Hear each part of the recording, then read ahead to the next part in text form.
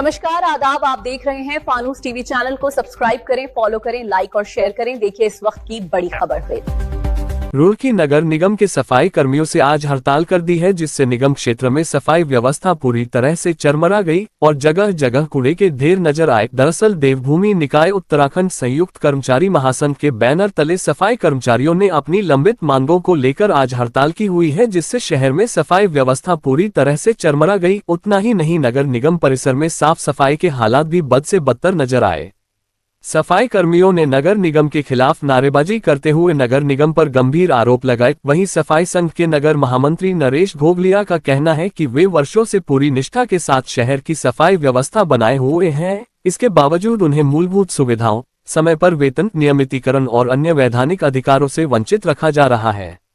उन्होंने सीधा आरोप लगाया कि थर्ड पार्टी को जो साफ सफाई का ठेका दिया जा रहा है वह सफाई कर्मियों को बर्दाश्त नहीं होगा। वहीं नगर आयुक्त राकेश चंद्र तिवारी का कहना है कि वार्ता के लिए सफाई कर्मियों को बुलाया गया है। जैसे भी शासन स्तर से निर्देश प्राप्त होंगे, उनकी मांगों पर विचार किया जाएगा।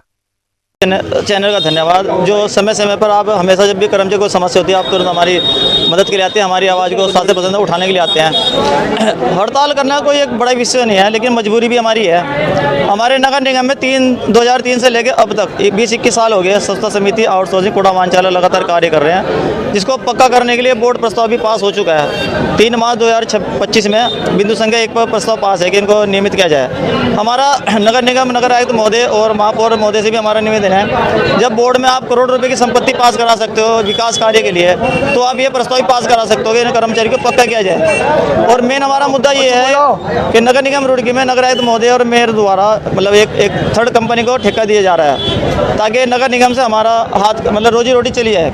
अभी बताओ, अभी तो हम कोई समस्या होती है निगम के पास चले जाते हैं, अपनी समस्या हो लेगा, अधिकारी हमारे सुन लेता है। कल को तो अधिकारी हमें साफ साफ कहे भी आप हमारे कर्मचारी नहीं हो, आप कंपनी कर्मचारी हो, कंपनी से बात करो। तो हम कंपनी नहीं चाहते। जब बोर्ड में प्रस्ताव पास है नियमितीकरण का, पक्का करने का और सुविधा में करने का या समान वेतन समान कार्य देने का, तो हमारे महापौर मेयर और नगर आयुक्त महोदय हमारे शासन से प्रस्ताव पास करके हमें नियमित कर दे, हमारी लड़ाई खत्म। तो आगे क्या मांग है? ये मांग अभी क्या आपका प्लान है आगे का? प्लान तो देखो, प्लान तो एक मजबूरी बनती है। अभी हमारे नगर निगम से नगर आयुक्त महोदय द्वारा एक पत्र जारी हुआ है कि कार्यालय आदेश, हमें अभी वार्ता के लिए बुलाया गया है कि कुछ पदाधिकारी 2-4 आकर वार्ता कर ले। तो हमने उस पर आपस में सलाह करी कि ठीक है, हम नगर आयुक्त महोदय का धन्यवाद करते हैं जिनने हमारी समस्या सुनकर हमें वार्ता के लिए बुलाया, क्योंकि रमजान भी चल रहे हैं, शहर में गंदगी फैल गई। देखो, हमें कल भी हम ही काम करते हैं, आज भी हम कर रहे हैं और कल भी हमें करना ही है। हमारा शहर नहीं, हम चाहते हैं कि हमारे शहर में कोई समस्या खड़ी हुई है, हम वार्ता के लिए जा रहे हैं। अगर कोई हमारी मांग पूरी होती है तो ठीक है, हम ये धरना प्रस्ताव वापस ले लेंगे, स्थगित कर देंगे। किसी कारण अगर हमारी मांग नहीं पूरी होती है तो ये धरना जारी रहेगा। तो आपने अनिश्चितकालीन धरने का ऐलान किया हुआ है? जी, अनिश्चितकालीन धरने का ऐलान किया हुआ है। इसकी सूचना हमने नगर आयुक्त महोदय और एसडीएम महोदय को दे रखी है और निदेशालय भी हमने इसकी कॉपी भेज रखी है और राज्यसभा कर्मचारी आयोग सदस्य हो उसको भी हमने कॉपी भेज रखी है। सूचना सबको बराबर दे रखी है और हमारे संगठन के पदाधिकारी है जो प्रदेश में काशीपुर में, उनको हमने लिखित में सूचना दे रखी है। आप चाहते हैं कि थर्ड पार्टी से काम के द्वारा काम आप नहीं करें? उसके हम खिलाफ हैं। तो जब निगम सैलरी दे रहा है तो बिना दिक्कत क्या है उसमें, बताओ क्या दिक्कत है? कितने सालों से आप? 2003 से लेके अब तक 20-21 साल हो गए। इसमें कुछ कर्मचारी मर भी गए हैं, कुछ कर्मचारी हटा रखा, मतलब शोषण है, उत्पीड़न है, अनदेखी है और वादा खिलाफी है। ठीक है। जो हमारे मोहल्ले यहाँ 3 प्रकार के कर्मचारी हमारे नगर निगम में, कुछ लगभग 93 के आसपास हमारे परमानेंट हैं पर्यावरण में, तो उसके अलावा 325 हैं मोहल्ला स्वच्छता समिति के और 150 के आसपास हैं आउटसोर्स के। तो इनके द्वारा एक ज्ञापन दिया गया था 25 फरवरी 2026 को।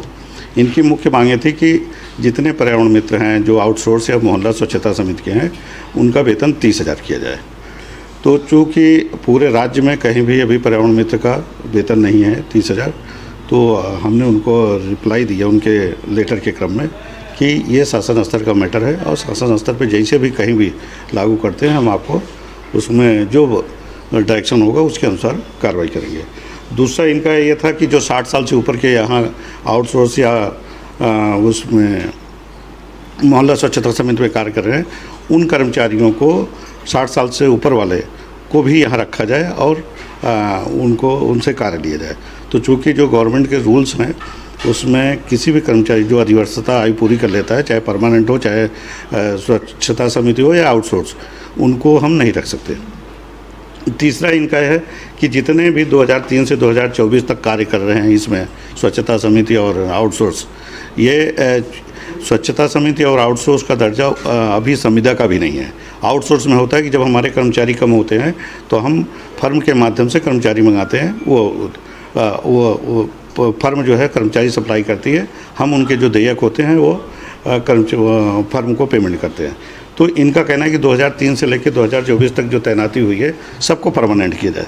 तो ये भी अभी राज्य में कहीं भी इस तरह के स्थिति नहीं है कि कहीं को परमानेंट किया गया हो।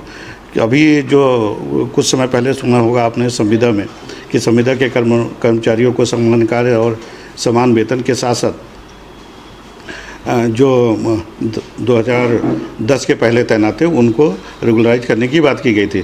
तो अभी इनके जो बिंदु हैं, जैसे 30,000 2003 से 24 तक के कर्मचारियों को नियमित किया जाए और तीसरा 60 साल से ऊपर के जितने कर्मचारी हैं उनको फिर से रखने का, और एक बिंदु इनका और था कि मृतक स्वच्छता समिति आउटसोर्स के परिवार की नियुक्ति एवं भुगतान पेंशन।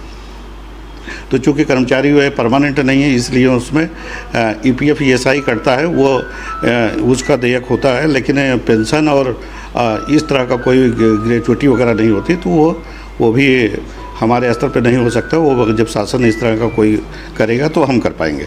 तो इन सब के संबंध में हमने अपना प्रत्युत्तर इनको दे दिया था और परसों 7 तारीख को हमने इनको आफ्टरनून में बुलाया था कि आप इस संबंध में जो आपको लगता है कि कहीं कोई स्थिति क्लियर नहीं हो पा रही तो आप वार्ता कर सकते हैं। उस दिन इन्होंने कहा कि हमारे पास टाइम नहीं है, तो हमने मैसेज करवाया आज सुबह के लिए कि आप आइए सुबह 10:30 11 बजे वार्ता कर लें। तो ये अभी आए नहीं। वार्ता करने के लिए आपने बुलाया सर, वो ठेका प्रथा बंद करने की मांग कर रहे हैं। पहले भी सर ये चीज़ें हुई हैं नगर निगम में, तो इन चीज़ों को लेकर कौन सी ठेका प्रथा? जो आप बता रहे थे और तो बाहर से हम कर्मचारी थर्ड पार्टी उसका विरोध नहीं, जो थर्ड पार्टी ये पहले से चला रहा है और प्रत्येक नगर निगम में जो 2011 की जनगणना है उसके अनुसार जो पद सृजित हैं, चूँकि तब से जनगणना नहीं हुई है, अब होने वाली है, तो पद जो सृजित हैं वो उस पॉपुलेशन जो आज की पॉपुलेशन है उसके हिसाब से काफ़ी कम है। लेकिन नगर निगम या नगर पालिकाओं को अपनी व्यवस्था चलाने के लिए बोर्ड के माध्यम से प्रस्ताव सैंक्शन करके आउटसोर्स से कर्मचारी मंगाने पड़ते हैं। तो हम केवल एक ही जरिया है आउटसोर्स, क्योंकि हम वही कर्मचारी रख सकते हैं जो पद सैंक्शन है। अगर पद सैंक्शन नहीं है तो अगर कर्मचारी रखना है, काम चलाना है, तो केवल आउटसोर्स होगा। तो इसलिए बोर्ड ने पास किया, हमने आउटसोर्स रखा है।